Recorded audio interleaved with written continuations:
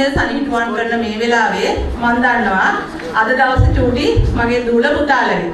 හැබැයි අද මගේ දවස. ඒකට හේතුවක් තියෙනවා. මගේ මේ පෙරපාසල් ගුරු ජීවිතේ මේ අවුරුදු 15 තමයි සම්පූර්ණ වෙන්නේ. ඒ අවුරුදු 15 ඇතුළත මගේ හිතේ ගොඩක් දේවල් තිබුණා කියා ගන්න බැරුව. ඉතින් මම මේක අවස්ථාවක් කරගන්නවා වැඩි වෙලා ගන්න නැහැ.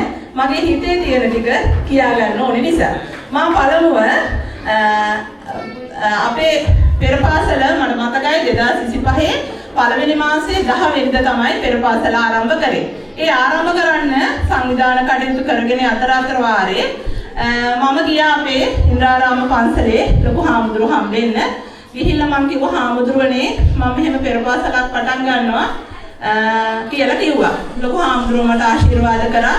ඒ වගේම ඔබ කවුරුවත් දන්නේ නැතුව ඇති පෙරපාසල ආරම්භ කරනකොට දුන්න දරුවන්ට පොත් ලිස්ට් එක.